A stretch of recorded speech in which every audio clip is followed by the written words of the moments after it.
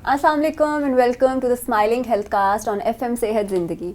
मैं हूं आपकी होस्ट डॉक्टर कनीज़ा ज़ैनब।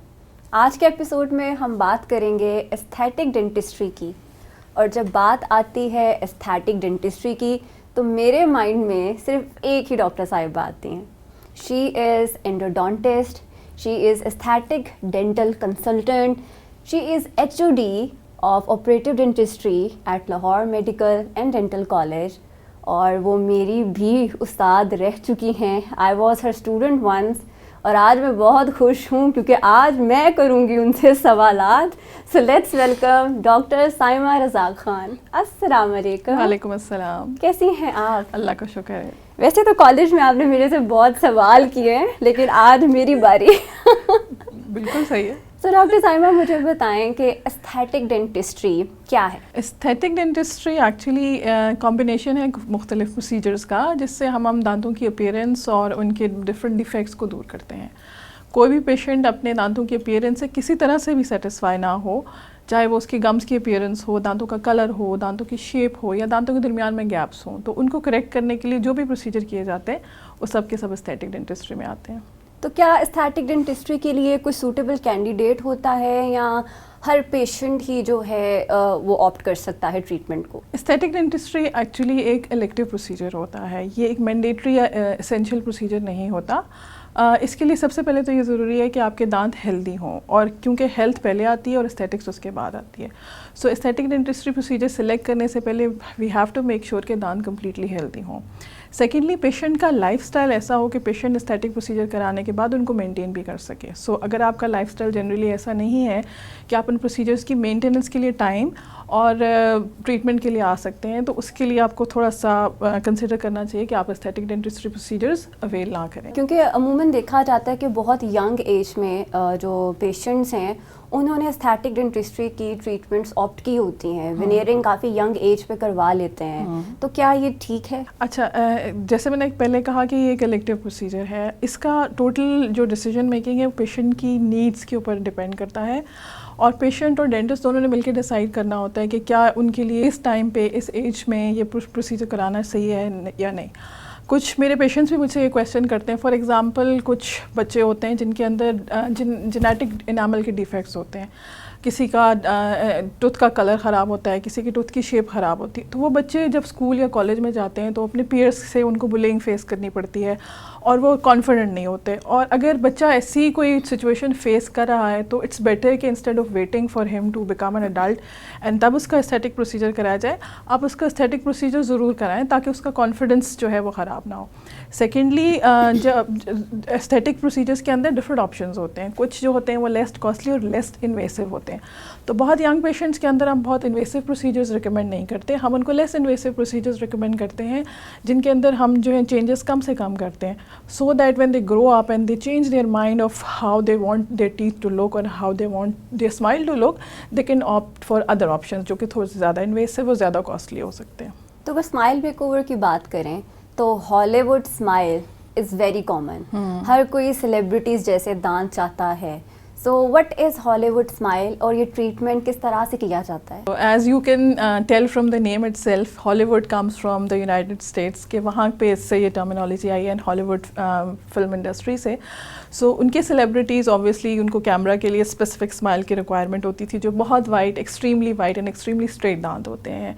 सो वो टर्मिनोलॉजी वहाँ से ट्रैवल करती हुई रेस्ट ऑफ द वर्ल्ड में it has penetrated and now everyone wants that celebrity look. So मेरे पास भी पेशेंट्स आते हैं जिनके पास हॉलीवुड सेलिब्रिटीज़ की पिक्चर्स होती हैं और अब तो कुछ बॉलीवुड सेलिब्रिटीज़ की पिक्चर्स होती हैं and they want their smile to look like that. Again, Hollywood के अंदर जो है वो it's an ideal kind of a smile, ठीक, जिसमें आपको पिक्चर परफेक्ट स्माइल होती है। सो वो कभी कभी नेचुरल नहीं लगती, और हर एरिया और हर रीजन के लोगों की स्किन के कलर, उनकी लाइफस्टाइल, हर चीज़ डिफरेंट होती है। सो कभी कभी वो हर पॉपुलेशन के लोगों को या हर मुल्क के लोगों को सूट भी नहीं करती। सो एस्थेटिक्स जो होता है ना, एस्थेटिक्स एक सब्जेक्टिव टर्म है। इसका मतलब है कि हर पेशेंट की सोच के हिसाब से, उसकी लाइफ के हिसाब से, उसकी एज के हिसाब से वो चेंज होता जाएगा। उसकी परसेप्शन एस्थेटिक्स के बारे में डिफरेंट हो सकती है। सो ज़रूरी नहीं कि अगर किम कार्डेशियन के ऊपर कोई चीज़ बहुत अच्छी लग रही है तो आपके ऊपर भी बहुत अच्छी लगे. So yes, you can aim for Hollywood smile, but आपने अपनी सिचुएशन भी देखनी है और आपने ये भी देखना है कि आपके लिए कौन सी चीज़ सूटेबल है, आपने वही सेलेक्ट करनी है. तो अगर हम विनियर्स की बात करें तो विनियर्स के लिए सूटेबल कैंडिडेट कौन होते हैं? विनियर्स असल में होते हैं it's a very thin shell, जैसे कि आपके कॉन्टैक्ट लेंसेज होते हैं, इस तरह का एक थिन वाइट कलर का शेल होता है जो कि आपकी शेप को ठीक करने के लिए, दांतों की कलर को ठीक करने के लिए और गैप्स को क्लोज करने के लिए यूज़ हो सकता है. विनियर्स के लिए जैसे मैंने पहले कहा था कि दांतों का और गम्स का हेल्दी होना बहुत ज़रूरी है. So first and foremost is कि आपके दांत हेल्दी हों, आपको सेंसिटिविटी या गम्स ब्लीडिंग की कोई इश्यूज़ ना हो. सेकंड, आपके दांत जो है उनके अंदर मैल ओक्लूजन यानी कि उनकी अलाइनमेंट जो है वो ख़राब ना हो. अलाइनमेंट के जो थोड़े बहुत ख़राबी होती है वो तो हम विनियर से ठीक कर सकते हैं, लेकिन एक ग्रॉस मैल अलाइनमेंट होती है जो कि ब्रेसेस के बगैर ठीक नहीं होती. सो अगर पेशेंट की अगर इस तरह की मैल अलाइनमेंट है तो पहले उसको वो वाला ट्रीटमेंट करना पड़ेगा, फिर वो विनियर के लिए सूटेबल होगा. इसके अलावा आपके दांतों के अंदर जो विनियर हैं वो आपके इनामल के साथ जाके अटैच होते हैं. सो एनामल की अवेलेबिलिटी और एनामल की क्वालिटी एंड क्वांटिटी ये दोनों इंपॉर्टेंट है. अगर आपके दांतों में एनामल एसिडिटी की वजह से ख़राब हो चुका हुआ है, एक्सेसिव ब्रशिंग या वाइटनिंग टूथपेस्ट के एक्सेसिव इस्तेमाल से ख़राब हो चुका हुआ है, या कैविटीज़ की वजह से ख़राब हो चुका हुआ है और आप अपने आधे से ज़्यादा एनामल को लूज़ कर चुके हुए हैं, तो आपके दांतों के साथ एनामल विनियर अटैच नहीं होगा. सो इस सिचुएशन के अंदर भी आप जो पेशेंट है वो सूटेबल कैंडिडेट नहीं होगा विनियर्स का.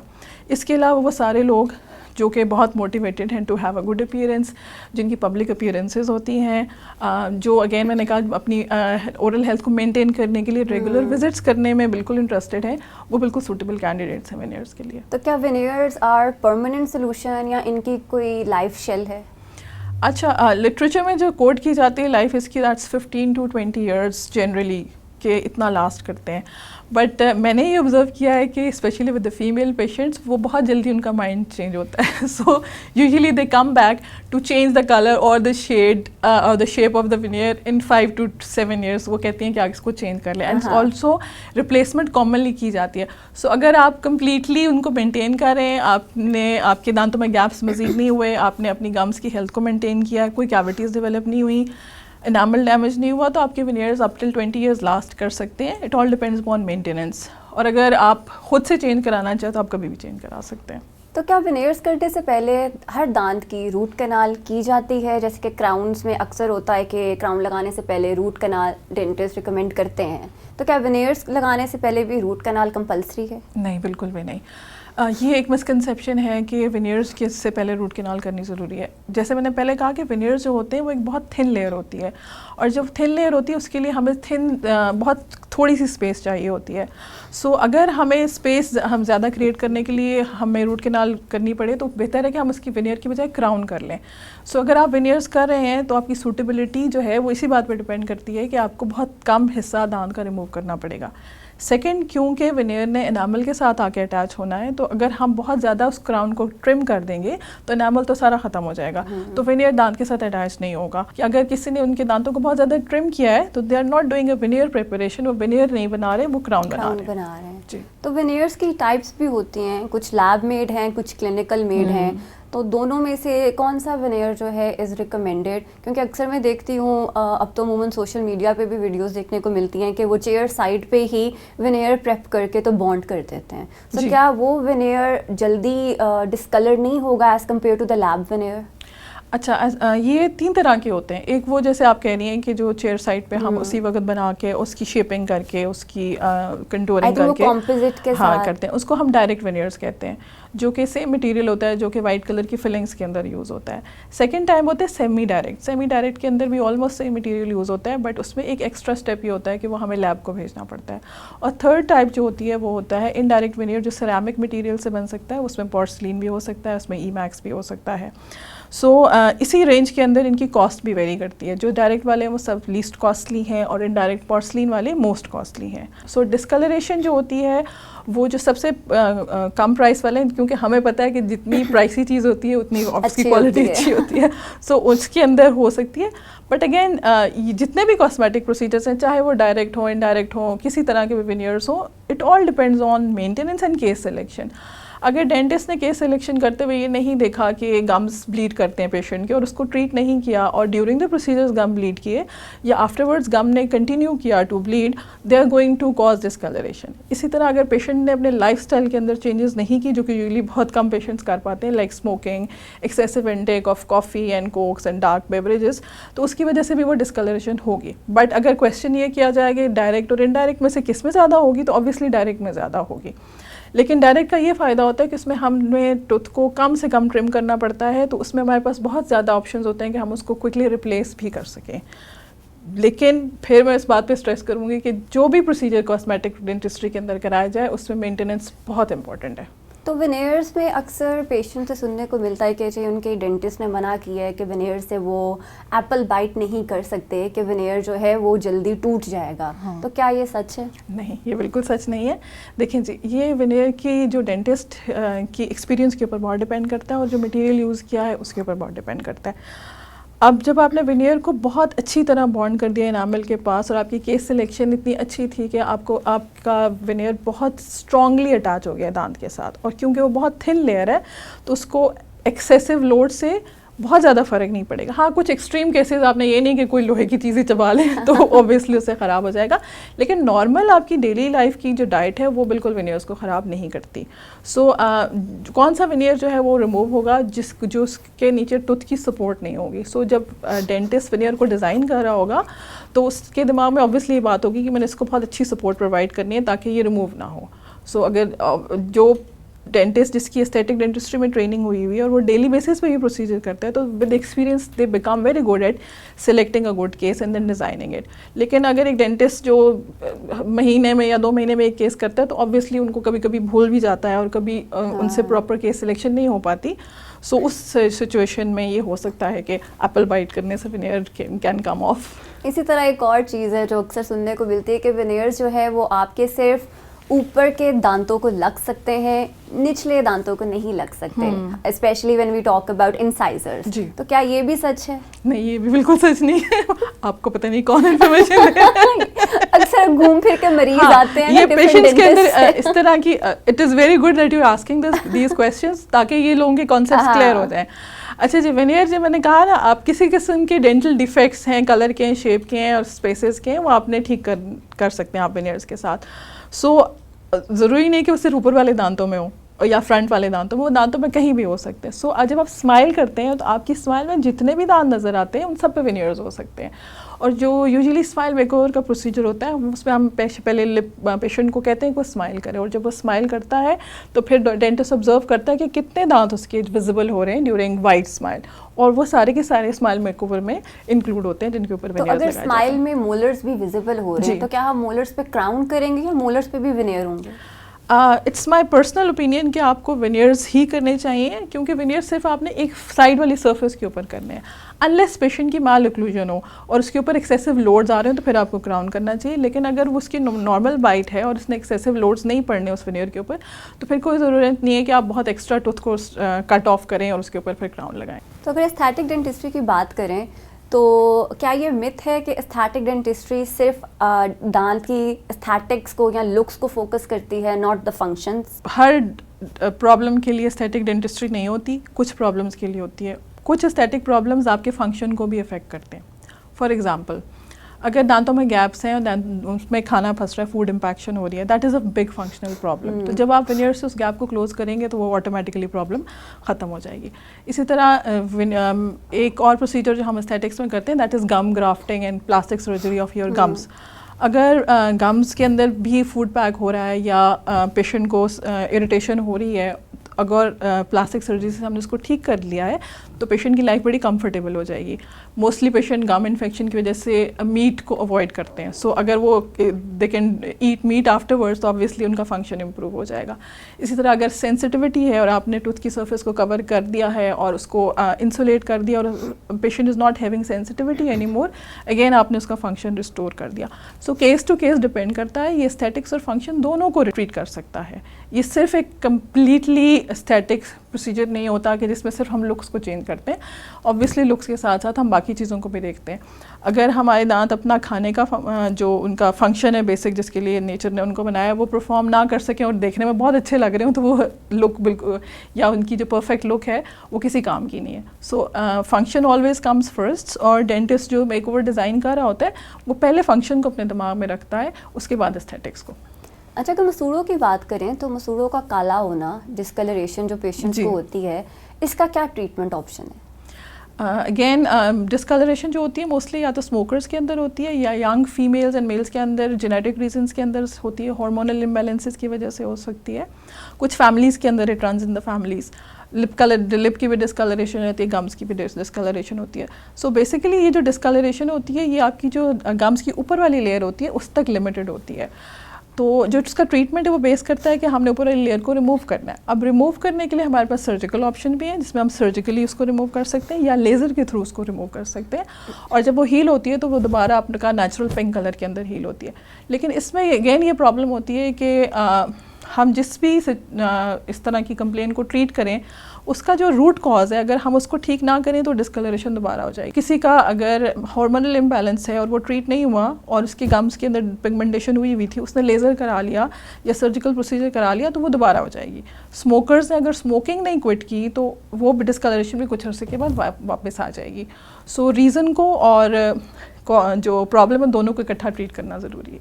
तो अगर टीथ वाइटनिंग की बात करें तो क्या लेज़र ब्लीचिंग ये सेफ प्रोसीजर है? अच्छा, लेज़र ब्लीचिंग हर तरह की जो जिसको हम टूथ वाइटनिंग भी कहते हैं ये सारे सेफ प्रोसीजर्स हैं provided they are done in a manner जिसमें सारी जो प्रोटोकॉल्स हैं वो कम्प्लीटली फॉलो किए जाएँ। सो ब्लीचिंग बेसिकली आपके कलर को, टूथ के कलर को चेंज करती है, और कोई भी ब्लीचिंग का प्रोसीजर ऐसा नहीं है जो कि दांतों को इरिवर्सिबली डैमेज करे। सो ज़्यादातर प्रोसीजर्स लेज़र के हो या किसी और मेथड से यूज़ किए थे सबके सब सेफ़ हैं। क्योंकि अक्सर पेशेंट्स का ये कहना है कि लेज़र करवाने के बाद सेंसिटिविटी बढ़ गई है, तो इसकी क्या वजह है? क्या वो अनट्रेंड हाथों पे गए हैं या कुछ ब्लीचिंग किट्स ऐसी होती हैं जो कि ऑल्टर कर देती हैं? अभी तक जितनी मैंने बातें की उनमें सबसे जो मैं बार बार कहती जा रही हूँ वो है experience and case selection. Case selection क्यों इम्पॉर्टेंट है? पेशेंट अगर पहले से उसको जनरली सेंसिटिविटी है, इसका मतलब है कहीं ना कहीं इनामल डैमेज हुआ हुआ है या उसके लाइफस्टाइल में कोई ऐसी चीज़ है उसके दांतों को सेंसिटिव कर रही है और वो कंटिन्यू करेगा ऑब्वियसली ब्लीचिंग के बाद भी, तो सेंसिटिविटी होगी। ब्लीचिंग में बेसिकली क्या होता है कि ऑक्सीजन होती है वो पेनिट्रेट करती है टूथ के अंदर, वो जो डार्क चीज़ें होती हैं दांतों के साथ अटैच हुई होती हैं उनको रिमूव करती है। सो इससे एक टेम्परेरीली एक प्रेशर सा जनरेट होता है जिसकी वजह से सेंसिटिविटी हो सकती है। बहुत लो ग्रेड सेंसिटिविटी नॉर्मल बात है, ये किसी में भी हो सकती है और ज़रूरी नहीं कि हर पेशेंट में हो, कुछ पेशेंट्स में हो सकती है।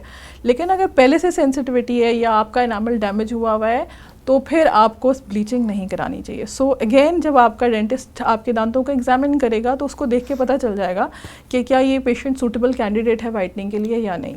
इसके अलावा ब्लीचिंग के अंदर ये देखना ज़रूरी है कि वो जो डिस्कलरेशन हुई है वो या येलोनेस या पेलनेस है वो किस वजह से है। मोस्ट ऑफ द टाइम्स जो इनामल होता है वो हमारे दांतों की जो वाइट कलर होता है वो उसकी के लिए रिस्पॉन्सिबल होता है। तो इनामल नहीं है तो नीचे दांत जो है डेंटिन एक्सपोज हुई होती है वो वैसे ही सेंसिटिव होते हैं।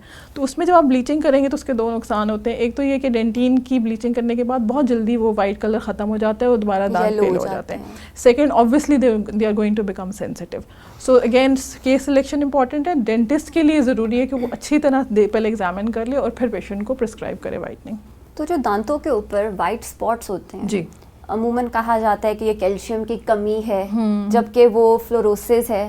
तो ये फ्लोरोसिस क्या है और ये वाइट स्पॉट्स किन पेशेंट्स में पड़ते हैं और इनका क्या ट्रीटमेंट ऑप्शन है? अच्छा जी, वाइट स्पॉट्स जो होते हैं वो डिफरेंट रीजंस की वजह से हो सकते हैं। वो अगेन जैसे फैमिली में वो किसी के थे, पेरेंट्स में किसी के अंदर वाइट स्पॉट्स थे वो हो सकते हैं। कुछ पेशेंट्स के अंदर जब कैविटी स्टार्ट हो रही होती है तो उसका जो पहला फेज़ होता है उसके अंदर भी वाइट स्पॉट्स अपीयर हो सकते हैं। कुछ पेशेंट्स के अंदर जैसे आपने बताया कि फ्लोराइड का एक्सपोजर ज़्यादा होता है, जिन इलाकों में पानी के अंदर फ्लोराइड की क्वांटिटी ज़्यादा होती है तो वहाँ पे लोगों के दांतों के अंदर वैसे वाइट स्पॉट्स डेवलप हो जाते हैं। सो ये वाइट स्पॉट्स जो होते हैं ये डिफरेंट पैटर्न्स के अंदर होते हैं, कभी वो कुछ हिस्सा दांतों का कवर करते हैं और कभी वो सारे दांतों के ऊपर हो सकते हैं। सो इसका ट्रीटमेंट के अंदर हम वाइटनिंग भी कर सकते हैं, लेकिन वाइटनिंग में आप सिर्फ वो हिस्सा वाइट होगा जो ऑलरेडी येलो है और जो वाइट वाला पोर्शन है वो इफेक्ट नहीं होगा। सो कुछ अर्से बाद रिवर्स हो जाएगा और वो बैचेस दोबारा नजर आने शुरू हो जाएंगे। सो इसका बेस्ट ट्रीटमेंट यही है कि आप उसको विनेयर से कवर करा लें। अच्छा, आजकल एक टूथपेस्ट बहुत वायरल है, हर पेज पे, टिकटॉक पे, इंस्टाग्राम पे उसके बारे में जो है रिव्यूज़ देखने को मिल रहे हैं, पर्पल टूथपेस्ट, कि ये टूथपेस्ट लगाएं और दांतों को वाइट करें। तो क्या ये वाकई में इफ़ेक्टिव है या it's just a marketing tool? सबसे पहली बात तो ये कि वो टूथपेस्ट नहीं है। टूथपेस्ट क्या होता है? टूथपेस्ट के अंदर दो चीज़ें होनी ज़रूरी हैं। एक तो वो कैविटीज़ को कंट्रोल करे, दूसरा वो गम्स के इन्फेक्शन को कंट्रोल करे। सो ये जो प्रोडक्ट है जो पर्पल कलर की है, it's not a toothpaste, it's a tooth whitening system.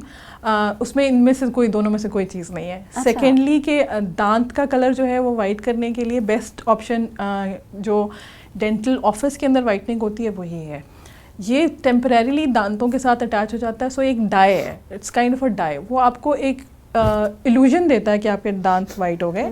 थोड़ी देर के लिए वो वाइट लगते हैं लेकिन कुछ देर बाद फिर येलो होना शुरू हो जाते हैं। अच्छा, अगर टीथ वाइटनिंग की बात करें तो कुछ टोटके भी हैं जो घर में लोग इस्तेमाल करते हैं, तो क्या घर बैठे हम दांतों को सफ़ेद कर सकते हैं?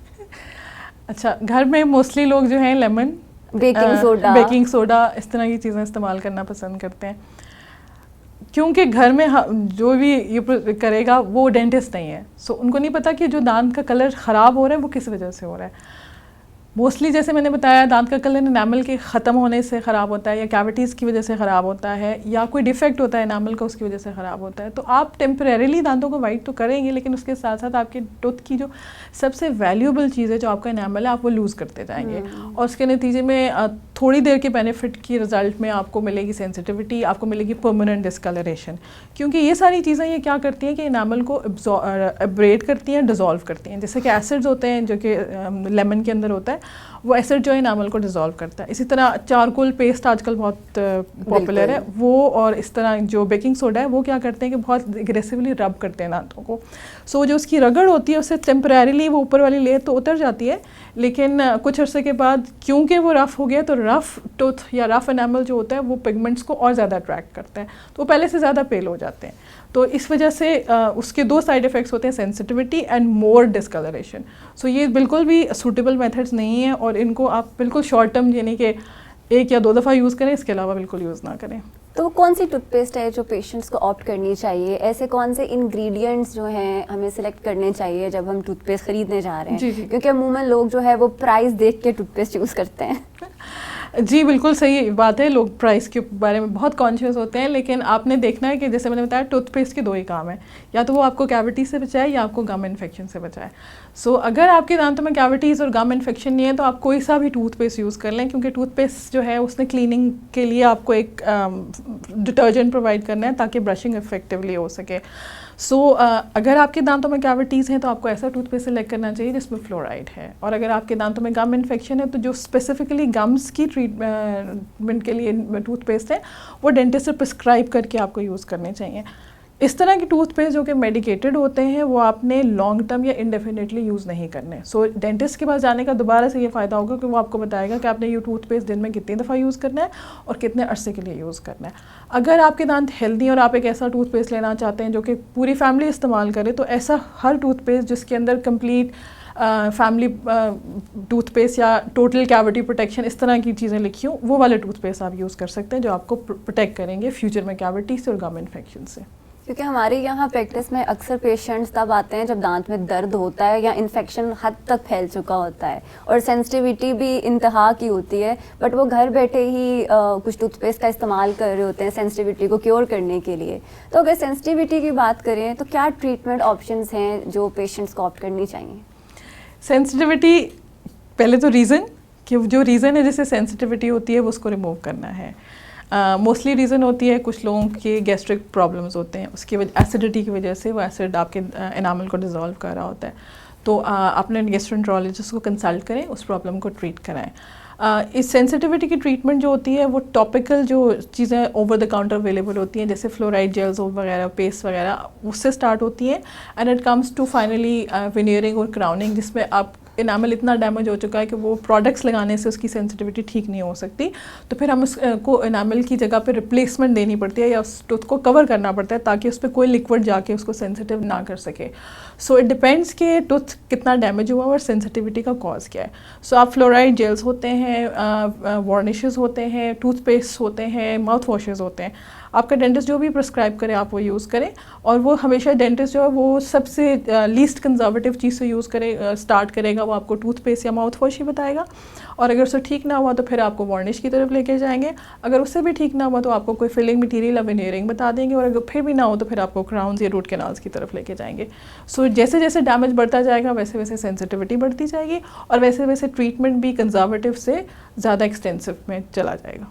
तो जिन पेशेंट्स की रूट एक्सपोजर होता है जी, उनके लिए क्या ट्रीटमेंट ऑप्शंस हैं? अगर दांत मजबूत है तो निकालना तो रिकमेंडेड नहीं है अगर दांत स्ट्रॉन्ग है और वाइटल टूथ है, बट उनकी जड़ एक्सपोज हो चुकी हुई है और उस जड़ एक्सपोज होने की वजह से उन्हें ठंडा गर्म लग रहा है, तो उस केस में एस्थेटिक क्या ऑप्शंस हो सकते हैं? ये जो प्रॉब्लम है स्टार्ट होती है गम्स की रिसेशन के साथ। तो गम्स की रिसेशन की डिफरेंट स्टेजेस होती हैं। गम्स का बेसिकली फंक्शन क्या होता है कि हमारे दांत जो होते हैं वो थोड़े से ट्रायंगुलर शेप के होते हैं और उनके दांतों के दरमियान वाली स्पेस को गम्स ने कवर किया होता है, रूट्स को गम ने कवर किया होता है।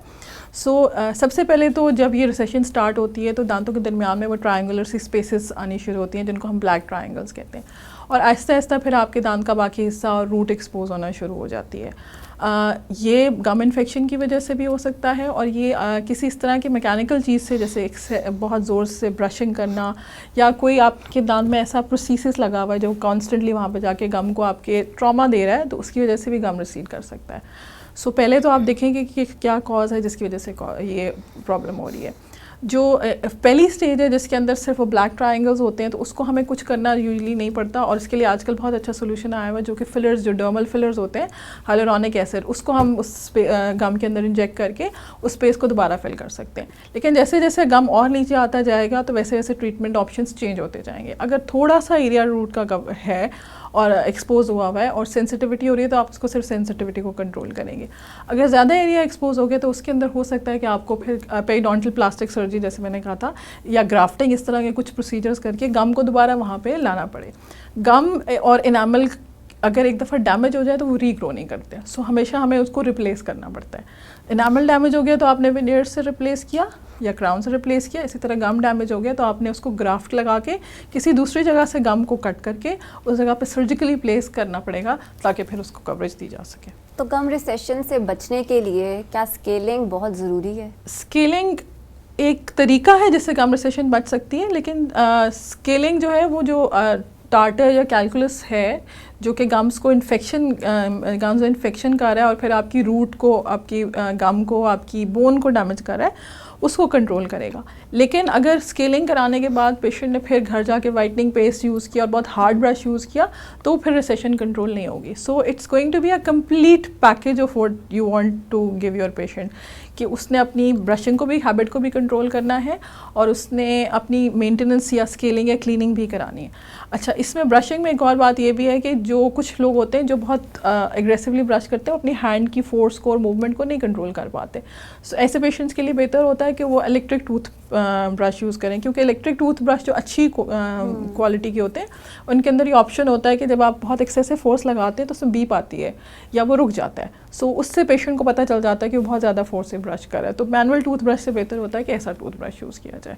सो उस तरह आप इसको प्रिवेंट कर सकते हैं। स्केलिंग जो है वो आपका रेगुलर मेंटेनेंस प्रोसीजर्स है और अगर आप प्रोन हैं टू गम इन्फेक्शन या excessive deposits of calculus and plaque तो आपको स्केलिंग तो हर हाल में करानी चाहिए। पर जो पेशेंट्स विनियर्स के लिए सूटेबल कैंडिडेट्स नहीं हैं बट वो अपने एस्थेटिक्स को इम्प्रूव करना चाहते हैं, या लेट्स सपोज अगर उनके स्माइल जोन में कोई दांत मिसिंग है, तो हमारे पास क्या ऑप्शंस हैं जो हम पेशेंट्स की पॉकेट को देखते हुए उन्हें ऑफ़र कर सकते हैं? अच्छा, वैसे बेस्ट ऑप्शन तो इसमें यही है कि अगर एक टूथ मिसिंग है तो आप उसको इम्प्लांट के साथ ट्रीट करें, so that is going to give you the best results. But अगर आप इम्प्लांट अफोर्ड नहीं कर सकते तो फिर ऑब्वियसली हमारे पास दूसरा ऑप्शन बच जाता है कि हम उसको प्रोस्थेसिस या डेंटल ब्रिज दें। ब्रिज के अंदर ये होगा कि आपको उसकी साइड पे एक या दो दांतों की रूट कैनाल का डिसीजन लेना पड़ेगा, और ऑब्वियसली इलेक्टिव प्रोसीजर होगा क्योंकि हमने उस ब्रिज के लिए सपोर्ट क्रिएट करनी है, और उसके बाद फिर आप उसको ब्रिज से ट्रीट कर सकते हैं। इससे भी कम कॉस्टली लेकिन जो लीस्ट एक्सेप्टेबल है वो है कि रिमूवेबल डेंचर्स, जो यूजली हमारे बहुत एल्डरली लोगों ने पहने हुए होते हैं वो वाले हैं। लेकिन अगर आप यंग एज के हैं और आप एस्थेटिक्स के बारे में कंसर्न हैं तो I think implant best option है। तो डॉक्टर साइमा, सोशल मीडिया पे एक वेनियर्स का ऑल्टरनेट सोल्यूशन भी जो है काफ़ी वायरल हुआ था, स्नैप ऑन, के वन साइज़ फिट्स ऑल।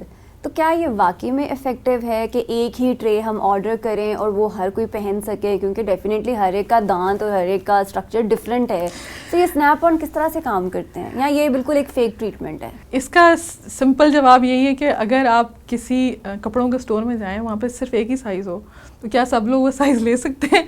तो ऑब्वियसली सब लोग वो साइज़ नहीं ले सकते, क्यों? Because every human being is different, सबकी एनाटमी डिफरेंट होती है, तो एक चीज़ सबको फिट नहीं आती। सो सिंपल आंसर ये है कि स्नैप ऑन हर एक के लिए नहीं होता और हर एक को फिट नहीं होता। जहाँ पे सोशल मीडिया पे ये वाली वीडियोस हैं जिसमें स्नैप ऑन या सेल्फ एडमिनिस्ट्रेड ऑर्थोडोंटिक ट्रीटमेंट्स हैं जो कि नॉर्थन अमेरिका में बहुत पॉपुलर है, तो वहाँ पे वो वाली वीडियोस भी हैं जहाँ इनके साइड इफ़ेक्ट्स बताए गए हैं। तो स्नैप ऑन अगेन बहुत फेक लुक देता है, फर्स्ट ऑफ ऑल बिकॉज एक प्लास्टिक होता है, second that's not suitable for every patient, third totally not recommended by dentist. Thank you so much for coming on the show and it was very informative. Thank you so much for having हमारे me. देखने वालों को अगर आप कोई पैगाम देना चाहें कि इन चीज़ों से बचें, और अगर एस्थेटिक डेंटिस्ट्री का कोई ट्रीटमेंट ऑप्ट करना ही है तो क्या रास्ता है उन्हें इख्तियार करना चाहिए? सबसे पहले किन चीज़ों से बचें? सोशल मीडिया पे जो भी इंफॉर्मेशन है उसको वेरीफाई करें, और वेरीफाई करने का बेस्ट तरीका ये है कि जो लोग उस स्पेशलिटी में या उस फील्ड के अंदर क्वालिफाइड हैं उनसे कंसल्ट कर लें। आप सिर्फ एक दफ़ा जाके डेंटिस्ट से वेरीफाई कर लें कि मैंने ये इन्फॉर्मेशन देखी है, क्या ये सही है या गलत है। सो डेंटिस्ट आपको क्लियर कर देगा। इट विल टेक 5 और 10 मिनट्स, बट आप बहुत बड़े डैमेज से और लॉन्ग टर्म नुकसान से बच जाएंगे।